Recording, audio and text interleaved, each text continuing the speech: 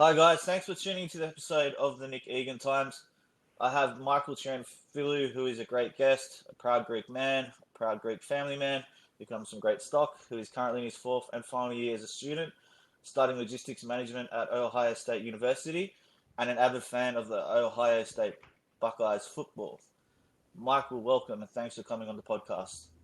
Thank you, Nick. It's really good to be with you. Thanks for the awesome introduction. I'm excited. So am I. How's it all going over there? It's going well. It's going well. We were just talking before this podcast about school and stuff, and I'm in my last semester here of school, so took today to just kind of get caught up on some homework and do some work like that. But it's been good generally. It's been good. Going well with family. Got had a nice holiday with everyone. Unfortunately, I caught COVID over the holiday, so I had to take some time off. But it was good. Good spending some time with my family and stuff. But now it's back to the grind here at school. Wow. Talk briefly about getting COVID. What was it like? How did it feel like? It was a little rough. Being up here at in Ohio State, it's a campus environment, a college campus environment, so there's a lot of people here kind of going out and seeing people going to bars. So the zip code that I'm in here in Columbus, Ohio, has one of the higher COVID rates in my state in Ohio. So I know a bunch of people who have gotten it because of that, and they've all had mild cases, but mine was a little rougher. It felt kind of like the flu. I had the flu a few years ago, and it felt just like that. I was tired. I had a headache. Um, I was just kind of down all the time. You just generally feel like you're not doing well. My dad described it like I guess one of his friends told him that it was like the worst hangover you've ever had, and I think that was an accurate way to describe it. Because you're just, I don't know, you're just feeling down all the time. I also had a fever too. That was one of the biggest symptoms. But I lost my taste and smell actually after I recovered from my fever and my fatigue. So it was kind of like two stages. I lost that for like a few days, but I gained it back, and now I'm well over the. It's been a couple weeks now since I've had it, so I'm feeling good now. Got my taste and smell back, and no lingering symptoms. So I'm very fortunate that I had a lighter case, but because I know it's been more serious for other people, but it was okay for me. I got through it, so a little rough, but we're good now. That's terrific, and I'm glad that you're obviously feeling a lot better and yeah, everything's going well for you again Mm, because yeah, it's a crazy time we're in. yeah, absolutely. All right, for the listeners, let's jump straight into it. Who is Michael Triantafilou?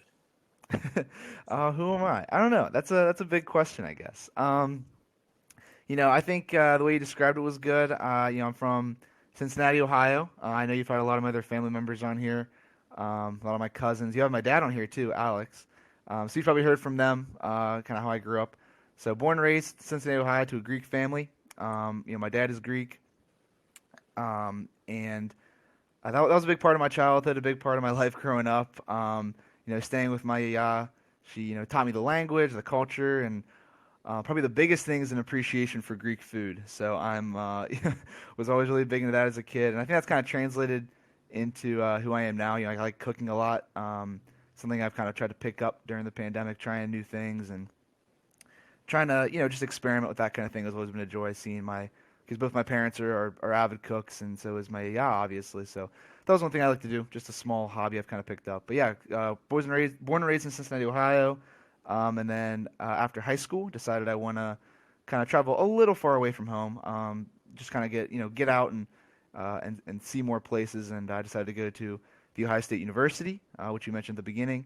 It's one of the largest universities I think in the country. It's like the third or fourth biggest by student population, and it's only 2 hours away from my house in Columbus, Ohio, which is just north. So it's about 120 miles or so north of Cincinnati. So I went there. So not too far away from home. I can still go back for the holidays and for a weekend or something I want.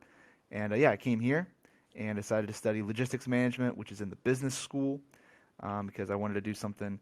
I've always been into transportation and kind of like planes and stuff like that. So I thought it would be a good way to translate some of, I guess, my childhood hobbies and interest into something that I could actually use and get a job with. So I do that. Got a minor in geography. That's always been a little hobby of mine too. Is just geography, maps, that kind of thing. So did that here, and now I'm about to graduate. And I'm graduating in May. And after graduation, I'll be moving even further north to Detroit, Michigan, Well, I'll be working for Ford Motor Company, and I'll be working in their logistics or manufacturing planning and logistics department up there. So that's just a little bit about me, a little bio, but yeah. All right, yeah, thanks for that. That's great insights. Mhm. You're a proud Greek man, obviously, like your father, Mhm. and your family, should I say. Where have you traveled to in Greece? Because I know you, I believe you went a couple of years ago, and where's your favorite location there? Yeah, yeah. I've had some great trips. I've been to Greece about 4 times. Once when I was like a kid. The next time was when I was a little older. I was like in I think like the sixth grade, which I think I was about 12 or not 12, no, younger than that. Anyway, I mean I was a kid, and then I went 2017, and then of course in 2018 or no 2019 I should say. Sorry. Anyway, I've been a bunch of times, and I've been able to see a bunch of really cool places, which I'm really fortunate to have had that opportunity. But I think probably my favorite place that I've been to. I like Athens a lot. I like the city of Athens, and I think a lot of my family members probably disagree with me, including like I think my parents do. They like to go everywhere, but I think a lot of people tend to like the islands and the beaches and stuff. But I really like the city. I really like kind of like being right in the middle of it, because that's kind of where I think you get a lot of the most authentic culture and a lot of the most authentic food. Because we have family who live there, and they'll take us to like their favorite little places, in their neighborhood, like where you and I would go. So you go in Australia, you have your places. I have my places here in Columbus and Cincinnati, and they have their places in Greece. So going to those actual authentic Greek places is something that I value a lot.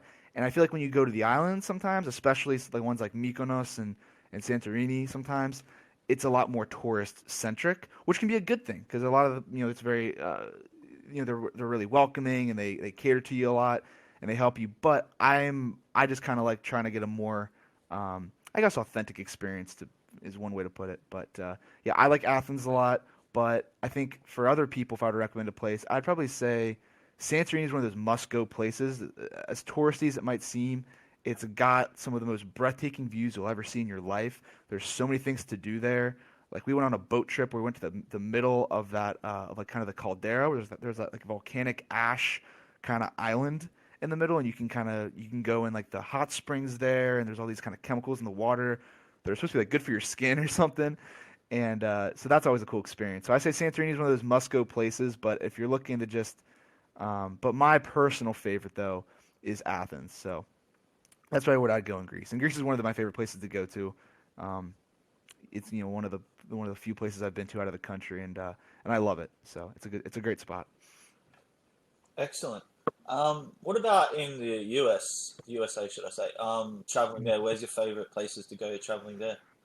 That's another tricky question because there's a lot of I've been I think I'm fortunate enough, and I've been a lot of places in the U.S. too. But I think one city I really enjoyed, two cities actually on the West Coast, Seattle and San Francisco. I like San Francisco a lot because it's just got an amalgamation of I think of a lot of different cultures there. Uh, Particularly, you kind of get a lot of good, food from like good Mexican food, a lot of good ethnic food there. But you also get because of San Francisco and California, you also have a lot of immigrants from like Asia and kind of more on your hemisphere actually, and they cross the Pacific, and they have a lot of really good fusion foods like that. So I like San Francisco a lot because I love food. I love eating. I love trying different food. Like wherever I go, I want to try like what they eat there, the ethnic food, whatever it is, and just try new things. So I think they have some of the best food I've had is over there in San Francisco. But Seattle's also a cool city. They got a lot of great. It's very scenic over there. So they have mountains, but they also have like desert if you go far enough, and just in terms of like I guess the nature, hiking and going on a bunch of different trips out there is really incredible. In San Francisco, the same way. There's Muir Woods State Park, which is just north of the city.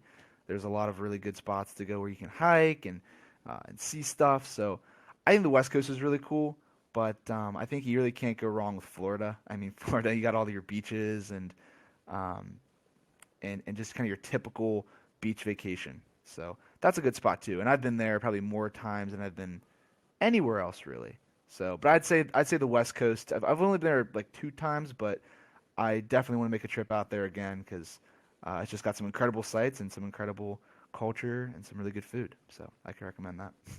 Terrific. Tell me about studying at Ohio State University. Yeah, elaborate on that. Sure. Yeah. Yeah. Ohio State's a great school.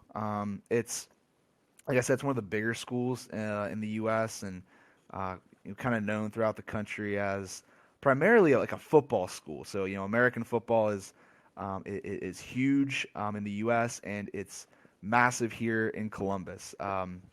The Ohio State Buckeyes, our football team, actually just competed for the national championship about a week ago. They unfortunately lost that game to Alabama, but they're one of the biggest. They're one of the powerhouses in American college football. So being here, that's a huge part of the culture.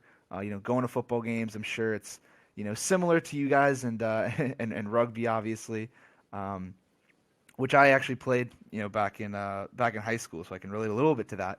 But no, football is definitely the preeminent sport here in the United States. So that's a big part of the culture and what we do here. But it's also while it may be known for that for some people, for a lot of people in Ohio, and I think it's a growing sense around the country. It's really become a preeminent academic location and a research university. So being such a big university has a bunch of resources and a lot of different programs. And the program I'm in, the business program, you get a lot of great professors from all over the world that can come and teach and share their experiences. So that's really why I value the school. Honestly, I mean the football and all that kind of stuff is a plus. But I really like it because it really offers some academic resources that I don't think you can get anywhere else in the country. Um, so I enjoy that aspect, and of course, just meeting new people too. So being a big school, it draws people from all over the U.S. All 50 states. So while I'm here, I have friends from California and Washington and Massachusetts and Florida. So it's a good chance just to meet people from all over the country and get all those different perspectives and build kind of a connections with people who I wouldn't normally. I mean, not to say if I was just in Cincinnati, I'd only be people from Ohio, but coming here definitely gives me a big an opportunity to meet a bunch of different people. So that's a few of the reasons why I like Ohio State and kind of my experience here. But it's definitely been a very positive experience, and I'm enjoying my time. And I'm a little sad to be graduating because it'll all be over in a few months. But I got bigger and better things ahead of me, so it also excites me what I have in store for the future. So that's always good. Well, that's wonderful. Congratulations on nearly finishing up. Thank you. It's a big achievement and obviously the next step in your future in your career. So, Hmm. yeah, that's Thank you. amazing. Tell me about studying logistics management, and you were doing a minor, I believe, in geography. So, what Hmm. attracted you, and yeah, what interests you with that? Yeah. I kind of touched on it a little earlier too. When I was coming into school, I mean, I knew, I guess, a little bit what I wanted to do. I had a couple different things I'd always thought of, but I wasn't really exactly sure. And I don't think a lot of people going into college really know exactly what they want to do at 17 or 18 or however old you are. But I think I had a general idea. One of my ideas I kind of want to do is go to law school. I had done mock trial throughout high school, and my dad is an attorney as well, so that's always been a part of my life growing up is just knowing that from him and seeing him do that. So that was always something in the back of my mind. But I decided I didn't want to fully, I guess, commit to that at the time. I wasn't 100% sure, so kind of put that on the back burner. Still entertaining the idea, maybe one day going back and going to law school. But that was one idea I had. Another idea I had was going into something business related. So you talk to my cousins, Petey and Brett. Of course, they both went into business as well. Kind of similar parts, honestly. I know Brett's in kind of a supply chain role, so it's kind of a little bit of a similar aspect. So I kind of had that also thinking about, and logistics was more of like a transportation based study at that point. And one thing Ohio State did a little differently, other schools had like just supply chain, they had logistics. So logistics, they talked about networks and transportation networks and like planes and trucks and stuff. And I was like, that's always kind of cool. I've always when I was a kid, I was really into like airplanes and airports and stuff, and Yeah. I was like, yeah, why not? I can learn more about it, and like I said, make it into something I can get a job with, and not just because I liked it as a kid, but also because it had potential. It's a growing field, so that was one thing I really wanted to do, and I chose that initially coming in, thinking maybe I won't go with it. I'll just choose a major, not randomly, but you know, at, just choose something to get in, and then maybe change it later. And I ended up liking it as I learned more and was in more and more classes for it. So I decided to stick with it, and then here I am. And one of the things about logistics, I guess that interests me is there's a lot of like future I think with like sustainability and like green practices with it, and that's kind of one of the biggest reasons why I stuck with it because there was a lot to do with things like for example Amazon has a lot of these initiatives where they're buying more electric vans and they're trying to expand their network so that's more green friendly and all these electric vehicles are being made and there's a huge market right now for last mile green electric vehicle delivery or making like sustainable last mile delivery, which is huge now in logistics because you have people like Amazon where you get your package the next day. So that's one thing I've always been interested in. And I think working at Ford, they're rolling out a lot of these new electric vans as well for that last mile delivery. So that's kind of a niche that I'd like to get into. That I've done a lot of research on in my classes here. So there's a lot of cool aspects. And you can do so many different things with logistics too, and where you want to go is really up to you. So that really was interesting to me, and that kind of sustainability aspect, I think in transportation especially is something that's really interesting and something that maybe you want to do this. So I know it's a little long-winded, but that's kind of generally why I like it and what I want to do. Oh, that's marvelous and great insights into that. Mhm. You Thank were you. the president of your fraternity. Talk about that. Yeah, I was. I was the president in 2020. I've been in my fraternity Phi Kappa for oh, I'm a God, it's like 3 years now. I joined in the spring of 2018, like in January of 2018. So yeah, exactly 3 years. And I kind of worked my way up. I worked a lot in our philanthropy. So we have, philanthropy is the word we use for like raising money for some sort of charitable organization. So I worked on there's an organization called Serious Fun Children's Network. They run these summer camps for kids who have serious illnesses and kind of cater to them so that they have all these like big medical facilities so they can actually have like a summer camp experience. So that's like what our organization is.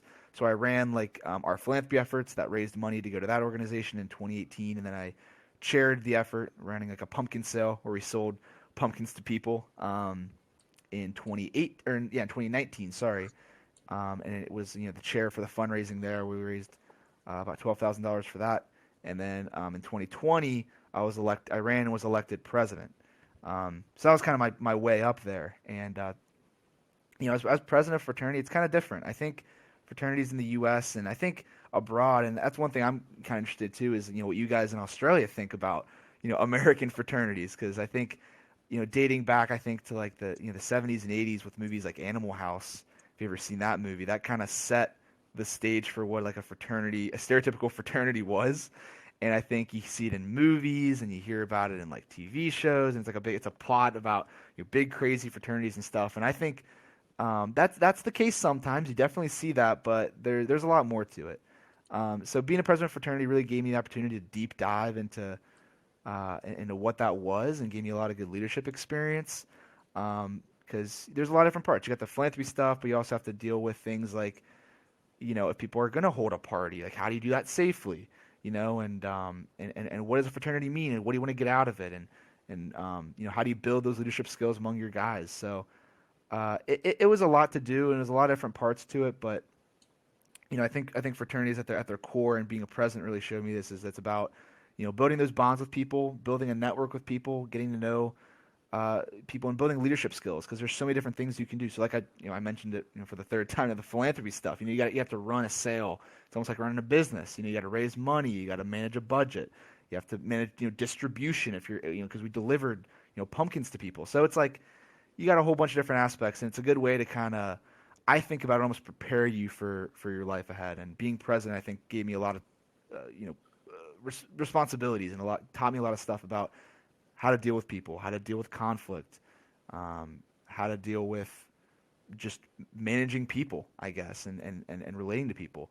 And I think it was a valuable experience. It was a little stressful at times, but it was something I definitely don't regret. And I'm not president anymore. We transitioned back in December, so I'm no longer in that role, and I'm just kind of I'm still in the organization, the fraternity, not the president anymore. But yeah, definitely good experience and an unusual one, but a good one.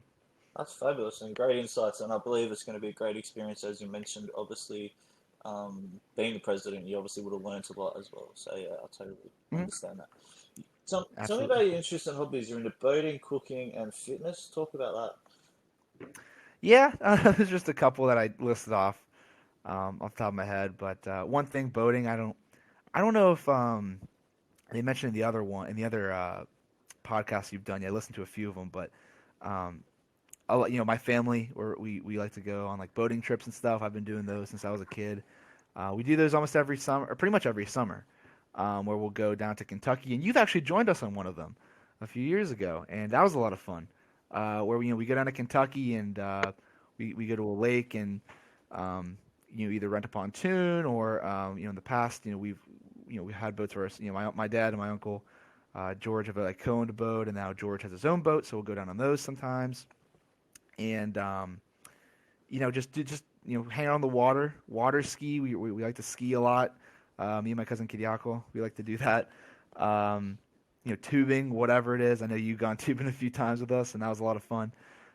So yeah, just being on the water, I've always liked. I worked at a marina for a little bit a few years ago down on the Ohio River, so I have a lot of experience just with boats, boating and kind of the recreational boating, that kind of thing. So always been something I've been interested in, and something in the future I've always kind of wanted to continue. Maybe getting my own boat or like a Sea-Doo or something like that. And then you mentioned cooking too. That's always fun. That's kind of something I've picked up recently. I moved into my own house here up in Columbus while I'm at school. I have a couple of roommates and everything, but we like to cook. We like to try different things out. Because I never got to really do it in the past. Living with my parents, my mom would always make me a bunch of amazing meals, so I never actually had to cook anything. And then I came here and I was like, oh man, I have to, make food for myself. So I decided to have fun with it. I got a bunch of recipes from my mom and my dad and my grandma, my yaya. So I've been trying things out. Like last weekend, we made a pizza. Made our own sauce and dough and stuff, and just trying to do a bunch of fun stuff. And I just kind of like the experimental aspect of that, but that's just a few what I do. And then like you said, like fitness and stuff. I've been working out since high school. I played rugby, so we had to do a bunch of workouts. So try to keep that up. Try to keep a physique, and it's always a good stress reliever too. That's kind of the main reason I do it now. Is I'm stressed in school, and I just like to go to the gym and you lift weights and stuff, and just kind of put on some music and forget about it for an hour. So that's just a few things I like to do to keep myself occupied. Yeah, that's astounding. In a different angle, where would you see, in your personal opinion, the United States generally positioned for the future? Like how would I see like the U.S. in the Yeah, future? Like what do I yeah, think the future of it is? Yeah. I think that's a big question now, and I think especially even within the last month, people have been saying a lot of stuff about oh, what's the future of it, and what's like people said, oh, they're going to overthrow the government or whatever. I think it's positive.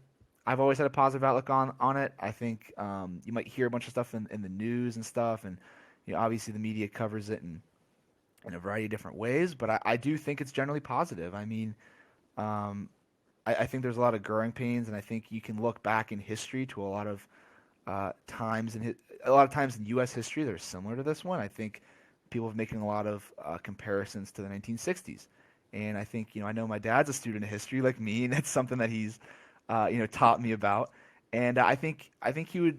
It's something that we've talked about. You look back in history like the '60s, and it's a time that's tumultuous. You had the Vietnam War, you had protests, the civil rights movement, and I think you can draw a lot of parallels to what's going on now. And I think that was a time in history where people said a lot of the same things, like, "Oh, the U.S. is in you're in a dark place, and the future looks bleak." But you look at it, and we're still here today. And through a lot of this trouble and these tumultuous times, I think people usually come out stronger. So I think you're seeing things like with the with everything that happened with the election. People contesting the election and protesting with COVID. You come out stronger. Look at the vaccine, for example. There was an article I was reading today about how the vaccine is being undersold because the new mRNA technology or whatever. I'm not a biologist or any kind of yeah, STEM in any kind of STEM field, but you look at that and people are saying there's great advancements coming out, and even just the vaccine itself is a medical marvel. They made it this fast and it's as effective as it is. So I think what you're seeing now is a lot of tough stuff, and that we're going to come out stronger as a result with. And I think that can maybe come in the form of greater election security, more medical advancements, just things like that. So I think it is. I think it is positive. I think people are moving in the right direction, and I think in the coming years we're going to see a lot of healing, hopefully. But I think we'll learn a lot, and like anything in life, I mean, it's a learning moment. So I do have a positive outlook on it.